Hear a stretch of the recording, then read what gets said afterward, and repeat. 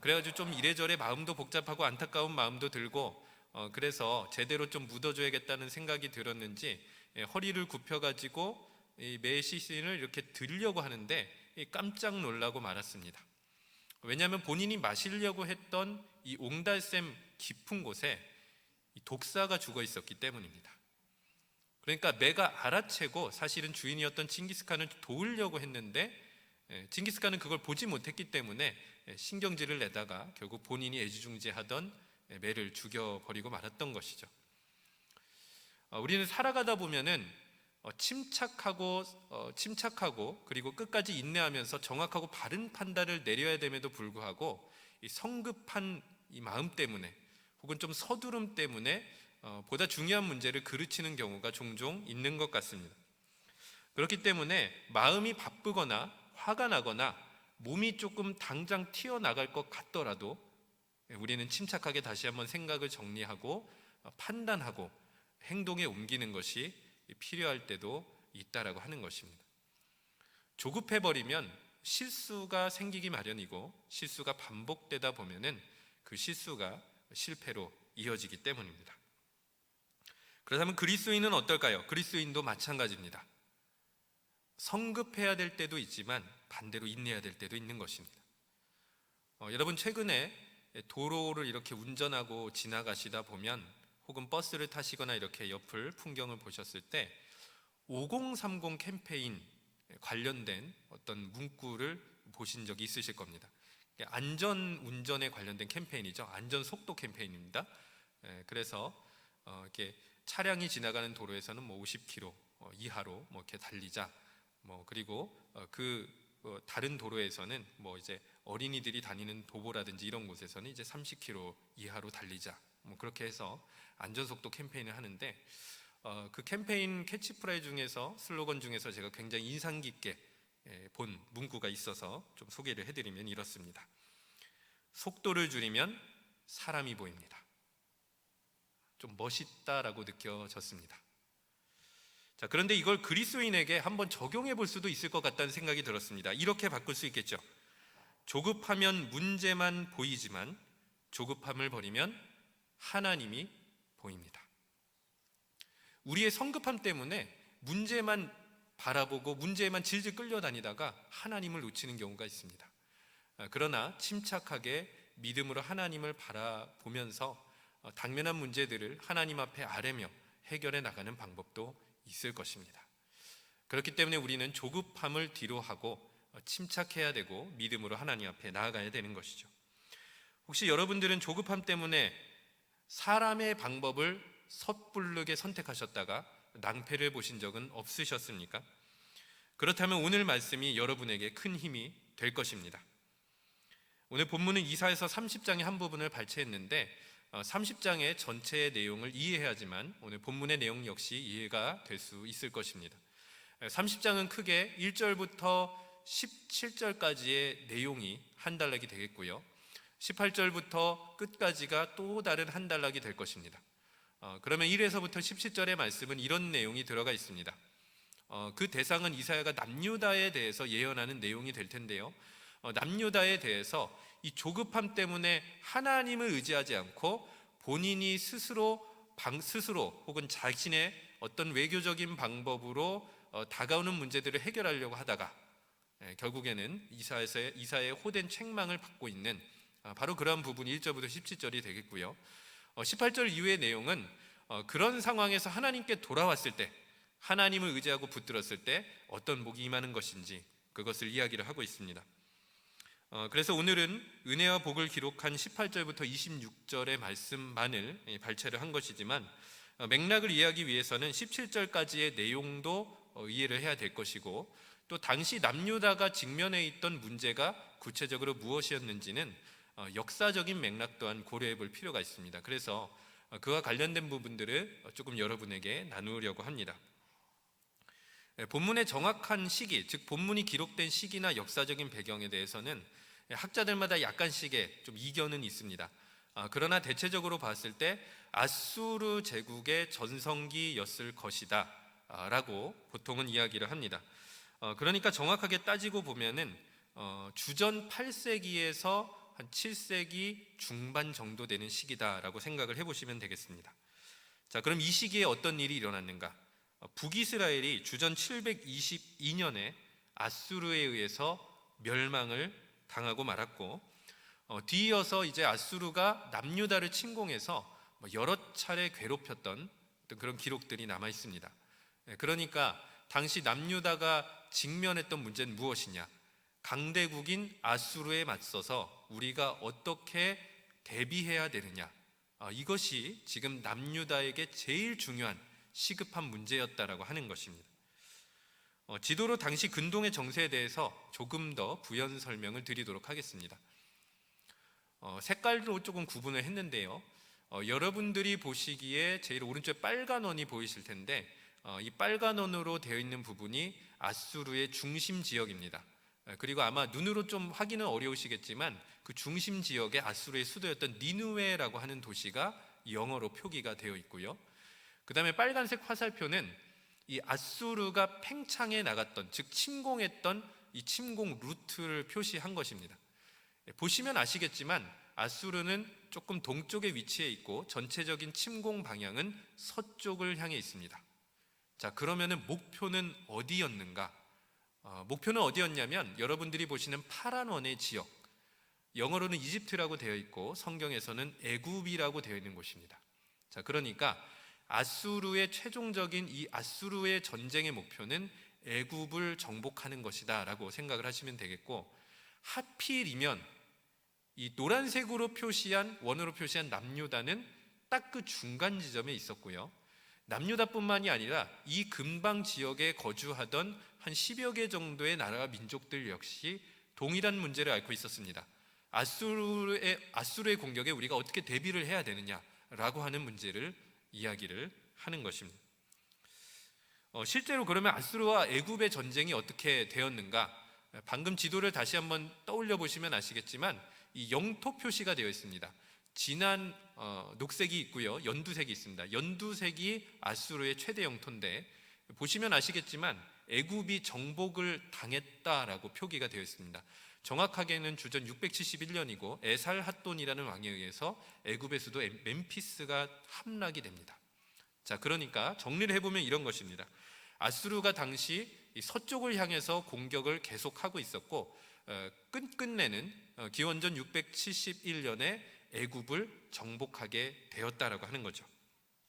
자, 그럼 정확하게 본문이 다루고 있는 시기는 언제인가? 북이스라엘이 멸망했던 주전 722년부터 그 다음에 애굽이 정복당하기 전인 주전 671년 그 사이 어딘가라고 보는 것입니다. 자, 그렇기 때문에 지금 현재 남유다에게는 아수르의 침공이 현실이 되었던 것이고, 어떻게 우리가 이 침공에 대비를 해야 되느냐라고 하는 아주 중요한 문제를 앞두고 있었는데, 바로 이 부분에 대해서 오늘 이사야가 1절부터 강력하게 책망을 하고 있습니다. 물론 저희는 1절을 읽지는 않았지만 1, 2절의 말씀을 우리가 좀 한번 확인을 해보도록 하겠습니다. 세 번역으로 한번 우리가 한 목소리로 읽어보면 좋을 것 같습니다. 주님께서 말씀하신다. 거역하는 자식들아, 너희에게 화가 닥칠 것이다. 너희가 계획을 추진하지만 그것들은 나에게서 나온 것이 아니며 동맹을 맺지만 나의 뜻을 따라 한 것이 아니다. 죄에 죄를 더할 뿐이다. 너희가 나에게 물어보지도 않고 이집트로 내려가서 바로의 보호를 받아 피신하려 하고 이집트의 그늘에 숨으려 하는구나. 자, 이사야가 남유다에 대해서 책망한 내용인데 참으로 호되게 책망을 하고 있습니다. 자, 일단은 남유다는 애굽과의 동맹을 통해서 아수르의 침공을 막아내려고 했던 것이죠.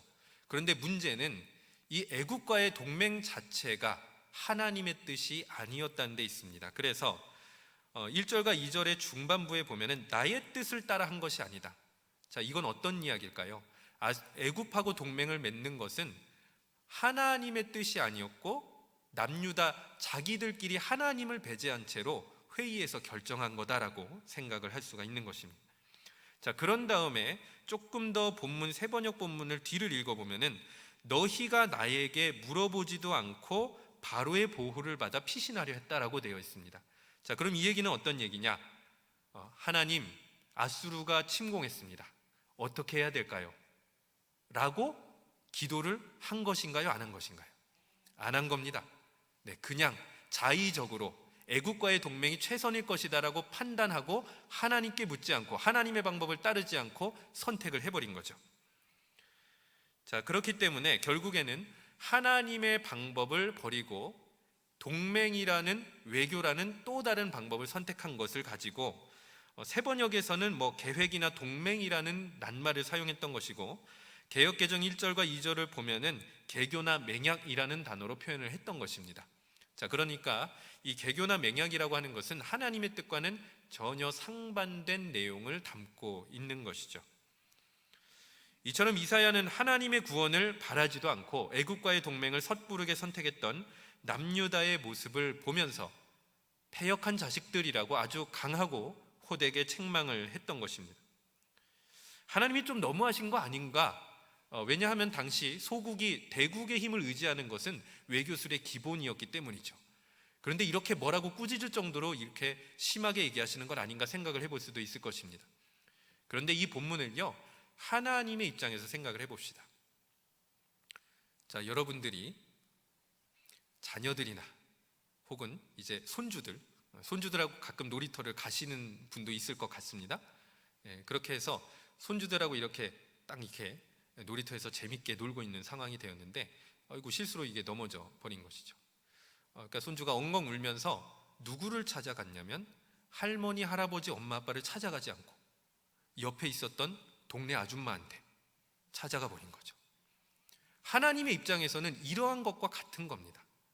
당연히 하나님께서 구원하실 능력이 있으시고 아수르가 아무리 강한 군대라 하더라도 그 손에서 건져내실 능력이 있음에도 불구하고 하나님을 외면하고 애굽을 선택했던 남유다의 어리석은 모습을 이사야가 강력하게 책망했던 것입니다. 그뿐만이 아니라 이사야는 10절과 11절에서도 또 다른 죄악을 고발을 하고 있습니다. 이 중에서 10절 말씀을 제가 여러분들에게 세번역으로 읽어드리면 이렇습니다. 선견자들에게 이르기를 미리 앞니를 내다보지 말아라 하며 예언자들에게 이르기를 우리에게 사실을 예언하지 말아라. 우리를 격려하는 말이나 하여라. 가상현실을 예언하여라 라고 되어 있습니다. 자, 그러니까 남유다 사람들이 선견자나 예언자들, 즉 하나님의 말씀을 선포하는 사람들에게 이런 말을 해달라고 요구하고 있는 본문이 되겠습니다. 자, 그런데 문제가 있습니다. 사실을 예언하지 말라고 합니다. 어떻게 이렇게 얘기할 수가 있겠습니까? 가상현실을 예언하라고 합니다. 격려하는 말이나 하라고 합니다. 자, 이것을 당시의 맥락 안에서 다시 한번 재해석해 보면 이렇습니다. 예언자들이나 선견자들에게 이렇게 말한 거죠. 애국과의 동맹이 하나님의 뜻이라고 말해 달라. 애국과 동맹을 맺었으니 하나님께서 아수르로부터 지켜주실 것이라고 말해 달라. 자, 우리는 신앙생활을 어떻게 배웠습니까? 하나님께서 말씀하시는 대로 듣는 것이 믿음입니다. 자, 그럼 남유다의 모습은 어떻죠? 말씀하시는 대로 듣는 것이 아니라 듣고 싶은 대로 말해달라고 요구하는 것입니다. 이것이 과연 온전한 신앙이겠습니까? 그렇기 때문에 1절, 2절의 내용 그리고 10절과 11절의 내용을 엮어보면 이렇게 이야기를 해볼 수 있는 것입니다. 남유다는 하나님께 묻지도 않았고 하나님의 뜻을 제대로 듣지도 않았습니다. 자의적으로 판단해서 애국과의 동맹이 최선이라고 여기고 그 길을 선택했던 것입니다. 자, 그렇게 하나님을 외면하고 선택했던 방법의 결과는 어떻게 됐을까요? 물론 우리는 지도를 봤기 때문에 그 계획이 철저하게 망가졌다고 알고 있습니다. 671년 애굽은 무너졌습니다. 그러니까 동맹이 무색해진 것이죠. 근데 이사야는 이미 그 일이 있기도 전에 앞니를 내다봤습니다. 7절 말씀이 되겠습니다. 7절 말씀을 한 목소리로 읽겠습니다. 애굽의 도움은 헛되고 무익하니라. 그러므로 내가 애굽을 가만히 앉은 라합이라 일컬었느니라.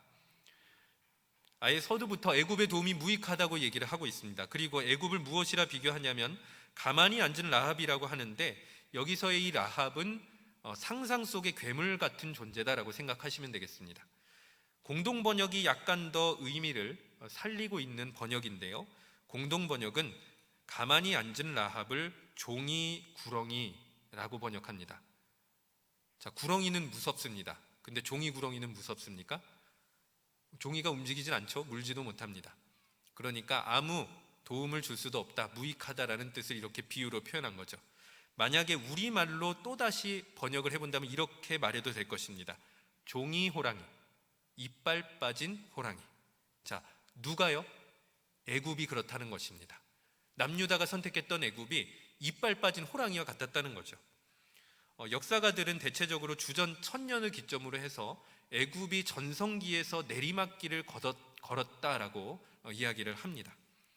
자, 그러니까 말하자면 이런 것입니다.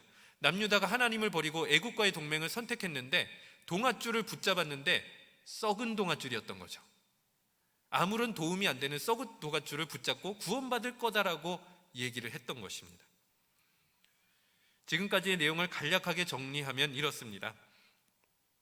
남유다는 아수르의 침공 중에도 하나님을 찾거나 구하지를 않았습니다. 대신에 애굽의 도움을 받으려고 했고, 그런데 문제는 그것이 하나님의 뜻도 아니었고 심지어 그것이 하나님의 뜻인지 아닌지 묻지도 않았던 것입니다. 그리고 더 나아가서 예언자들에게는 희망적인 말이나 해달라고 고집까지 피웠던 것입니다. 그런데 오늘 우리에게는 남유다와 같은 모습이 없겠습니까? 문제를 해결하기 위해서 동분서주하는데 정작 하나님께 묻지 않거나 최종적으로 제일 마지막에나 하나님께 묻는 모습, 하나님이 내미시는 도움의 손길을 외면하고 유력한 사람이나 세상적인 방법을 먼저 선택하는 모습, 아니면 인맥이나 재력이 있다고 별일 없을 거라고 안심하거나 과시하는 모습 말입니다. 이제부터는 우리가 온전히 하나님의 방법을 따르기를 바랍니다. 우리 서로에게 이렇게 인사했으면 좋겠습니다. 하나님의 방법만 따릅시다. 나누겠습니다. 이제 우리는 본문으로 넘어가도록 하겠습니다. 본문은 우리가 하나님의 방법을 따르려면 어떻게 해야 되는지를 이야기를 하고, 그 다음에 그렇게 하나님의 방법을 따르고 의지하고 기다릴 때 어떠한 복이 임하는지를 설명하고 있습니다. 먼저 우리는 하나님께 돌아가야 합니다. 본문 18절 말씀입니다. 본문 18절 말씀 함께 읽겠습니다. 그러나 여호와께서 기다리시나니 이는 너희에게 은혜를 베풀려 하심이요 일어나시리니 이는 너희를 긍휼히 여기려 하심이라. 대저 여호와는 정의의 하나님이심이라. 그를 기다리는 자마다 복이 있도다. 아멘. 아마 본문에서 그리고 30장에서 제일 중요한 말씀입니다. 그런데 여기서 여호와께서 기다리시나니, 제가 별도로 노란색으로 표시를 했는데요, 특별히 동사인 기다리시나니, 이 말씀이 아주 중요합니다. 원어의 문법을 따지고 보면은 조금 어려운 말인데 강의 미완료 동사라고 합니다. 자, 그러니까 첫 번째로는 강조하는 의미를 담고 있고요, 두 번째로는 미완료이기 때문에 어떤 행위가 반복되고 완성이 될 때까지 계속해서 반복하는 그러한 상황 때 쓰이고 있습니다. 자, 그러니까 그냥 기다리는 거, 잠깐 기다리는 거, 이 정도가 아니라는 거죠. 본문의 문법을 좀 적용해서 새롭게 해석해보면 이렇습니다. 그냥 기다린다가 아니라 간절히 기다리고 있다, 오래도록 기다리고 있다, 끝까지 기다리고 있다. 아마도 이것이 조금 더 적합한 의미일 것입니다. 자, 그럼 누가 기다리고 계시는 거죠? 하나님께서 우리들을 그렇게 기다리고 계신다는 겁니다. 잠깐 기다렸다가 안 오는구나 하고 외면하시는 것이 아니라 끝까지 인내하시면서 우리가 돌아오시기를 기다리고 계신다. 이것이 바로 하나님의 마음인 것이죠. 우리는 하나님의 기다리시는 은혜를 누가복음 15장 말씀을 통해서 보다 분명하게 확인해 볼 수 있습니다. 제가 여러분들에게 누가복음 15장 20절 말씀을 읽어 드리겠습니다. 이에 일어나서 아버지께로 돌아가니라. 아직도 거리가 먼데 아버지가 그를 보고 측은히 여겨 달려가 목을 안고 입을 맞추니. 본문의 맥락은 이렇습니다. 아버지 유산을 미리 받아서 타국에 나가서 허랑방탕하다가 아들이 결국 아버지께로 돌아가야겠다 결심을 하고 돌아왔던 것인데, 상황이 어떠했냐면 아버지께로 돌아가려고 하다가 길가에서 아버지를 마주쳤습니다. 그런데 거리가 아직도 한참이나 남아있는데 아버지가 먼저 아들이 왔음을 알아차린 다음에 달려와서 목을 안고 입을 맞추었다라고 되어 있습니다. 자, 그렇다면 이것은 어떤 의미를 담고 있는 것이겠습니까?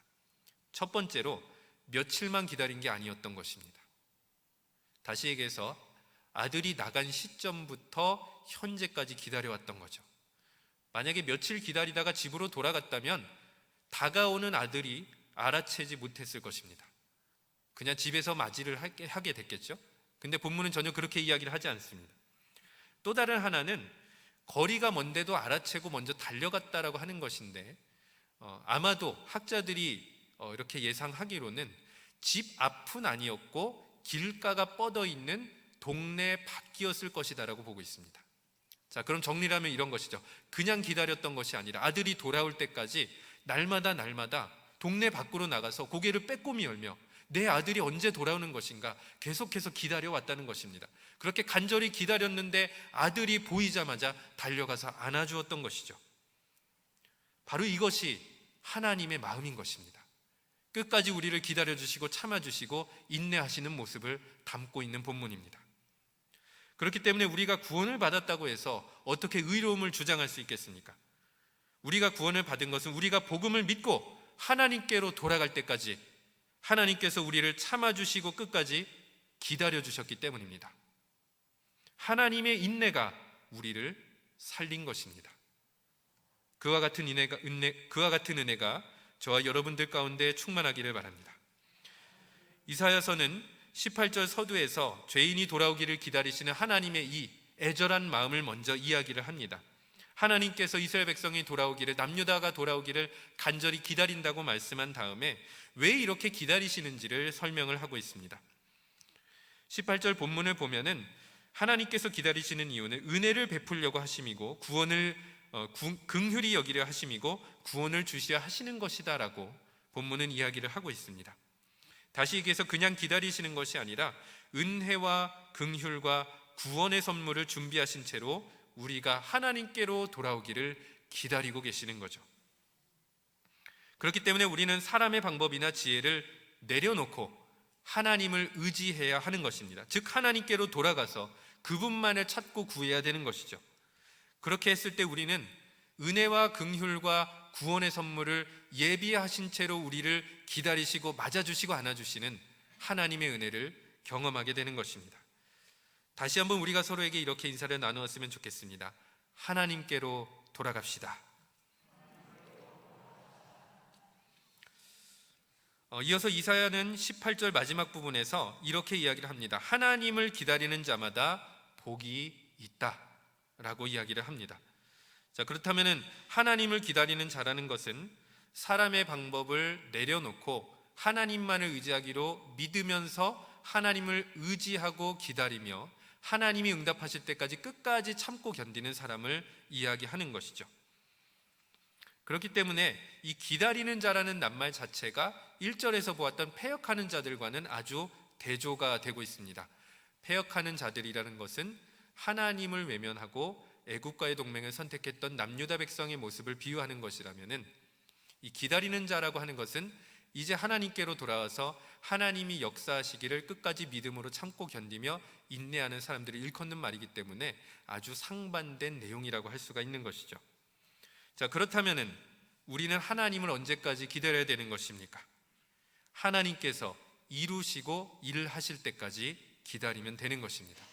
다시 얘기해서 인내 자체가, 하나님을 기다리는 마음 자체가 믿음입니다.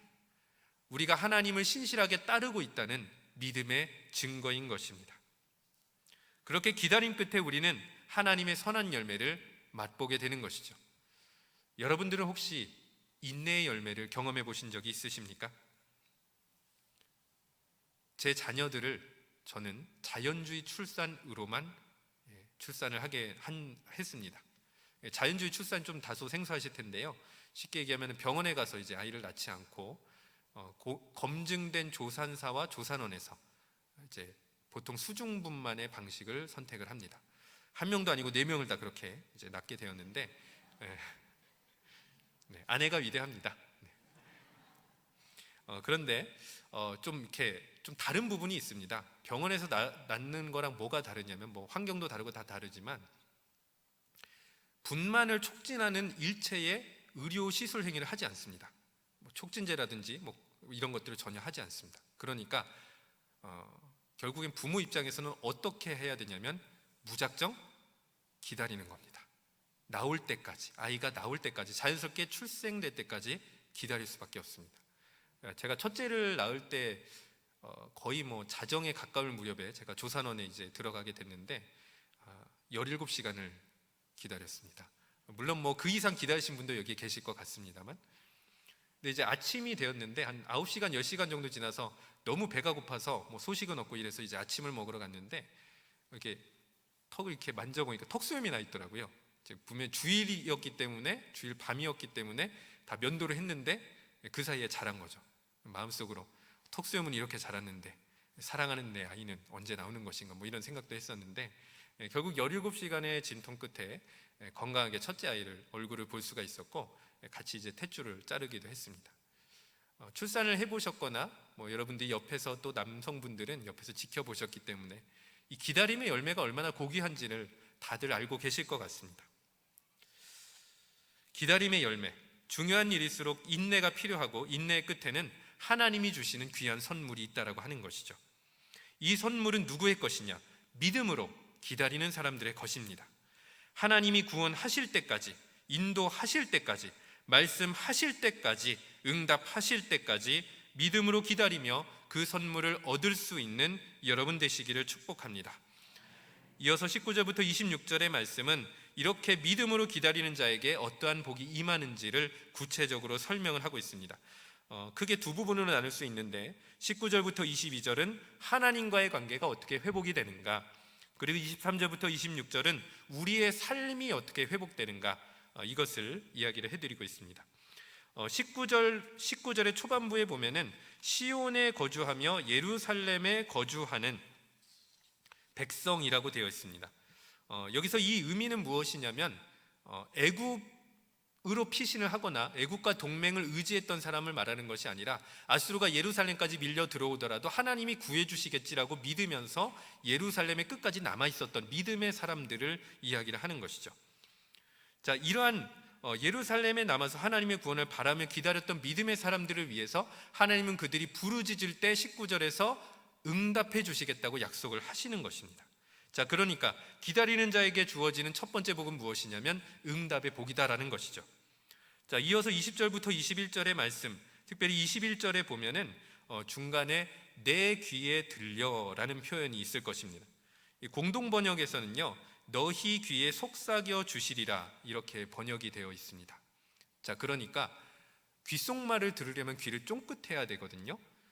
근데 하나님께서 귓속말을 해주시는데 바로 알아챈 거죠. 그래서 본인이 좌로 갔다 치우쳤다가 오른쪽으로 치우쳤다 왼쪽으로 치우치는 상황에서도 하나님께서 귓속말로 속삭여 주시면 여기로 가야 되는구나, 저기로 가야 되는구나 알아채고 그대로 나아갈 수 있는 상태를 얘기하는 거죠. 자, 그렇기 때문에 하나님과의 관계가 그만큼 깊어지고 가까워지고 친밀해진다라는 복을 설명을 하는 구절이 되겠습니다. 자, 그 다음에 22절에 이르러서 정결의 복을 이야기를 하죠. 하나님과 가까워지기 때문에 자연스럽게 하나님께서 원하지 않는 미워하는 우상을 나가라라고 얘기를 하는 것입니다. 우상을 다 내어 쫓아버리는 것이죠. 자, 이어서 삶의 회복에 대해서 살펴보면은 23절과 24절의 내용은 당시 농업과 목축과 관련된 그래서 열매라든지 어떤 산물에 대해서, 그리고 가축들이 풍요롭게 먹고 살찔 수 있을 것에 대해서 이야기를 합니다. 그러니까 주요 산업에 대한 축복을 이야기를 하는 것인데, 결국 이 말씀은 하나님께서 자신을 믿음으로 기다리는 자에게 먹을 것과 입을 것을 채워주시는 분이시다, 풍요롭게 하시는 분이시다라는 것을 우리에게 깨닫게 하는 것입니다. 25절에 보면은 망대라고 하는 표현이 있습니다. 망대는 아수르군이 이 성을 넘어서 공격하기 위해서 성 높이보다도 훨씬 더 높게 쌓아가지고 거기서 공격을 하는 시설을 말합니다. 근데 그 망대가 무너진다는 건 결국 어떤 뜻일까요? 남유다가 아수르와의 전쟁에서 최종적으로 승리를 거두게 된다는 뜻이겠죠. 그러니까 승리하게 된다라는 말씀이 되겠습니다. 마지막으로 26절 말씀인데, 이 말씀은 우리가 한 목소리로 읽어보면 좋겠습니다. 26절입니다. 여호와께서 자기 백성의 상처를 싸매시며 그들의 맞은 자리를 고치시는 날에는 달빛은 햇빛 같겠고 햇빛은 7배가 되어 7날의 빛과 같으리라. 아멘. 하나님께서는 바로 이 말씀을 통해서 치열한 전투와 전쟁을 벌였던 남유다 백성들을 위로하시고 그들이 얻었던 그 상처와 아픔을 싸매시고 고쳐주시는 은혜를 베풀어 주시겠다고 약속을 하는 것입니다. 자, 그러니까 정리하면 이런 것입니다. 하나님을 믿음으로 기다리는 자에게 응답과 인도와 성결과 그리고 풍요와 구원과 치료에 바로 그러한 역사가 일어난다라는 것을, 그러한 복이 임한다라는 것을 하나님은 약속해 주시는 것입니다. 그렇다면 우리가 믿음으로 기다리는 도전을 해봐야 되겠습니다. 지금까지 여러분들이 성급하게 하나님을 기다리다가도 도중에 멈추고 세상의 방법을 선택하셨거나 아니면 시작부터 세상의 방법을 추구하며 살아오셨다면 이제 잠깐 그것을 접어두셨으면 좋겠습니다. 그리고 지금부터라도 하나님께로 돌아가 하나님께서 응답하시고 역사하실 때까지 기다려보셨으면 좋겠습니다. 말씀을 정리하면서 아동문학가 유경환 씨의 시를 읽어드리도록 하겠습니다. 꽃이하니 궁금해 쪼개보기엔 너무 작고 딱딱해. 꽃이하니 궁금해 귀에 대고 들어보지만 숨소리도 없어. 꽃이하니 궁금해 코에 대고 맡아보지만 냄새도 없어. 궁금해도 기다려야지. 꽃이만 아니야. 기다려야 할 건 참고 기다려야지. 여러분들, 기다려야 할 것이 있다면 기다려야 되는 것입니다. 성급하게 나선다고 해결되는 것이 아니죠. 하나님이 일하시겠다고 약속했으면 기다려야 되는 것입니다. 하나님은 은혜와 긍휼, 승리와 회복의 선물을 들고 우리가 사람의 방법을 버리고 하나님께로 돌아오기를 기다리고 계시며 지금 이 순간에도 마찬가지입니다. 이제 우리는 하나님께로 돌아가서 그분이 주시는 은혜로 인내하면서 하나님께서 일하시고 복되게 하시기를 끝까지 기다려야 될 것입니다. 인내가 곧 믿음이고 구원과 회복의 지름길입니다. 특별히 성전기도 운동을 통해 교회가 기도의 씨앗을 뿌리기 시작했습니다. 어떤 문제나 어려움이 있든지 하나님을 의지하며 기도하고 하나님이 이루실 때까지 기다릴 수 있는 믿음이 여러분들에게 있기를 바랍니다. 여러분들의 인내와 기도 가운데 하나님께서 풍성한 선물로 채워주실 줄 믿습니다. 기도하겠습니다. 지금까지 우리의 패역한 모습, 하나님을 버리고 손쉽게 사람의 방법을 쫓아다녔던 어리석음을 보시면서도 끝까지 기다려주시고 베풀어주신 은혜에 진심으로 감사를 드립니다.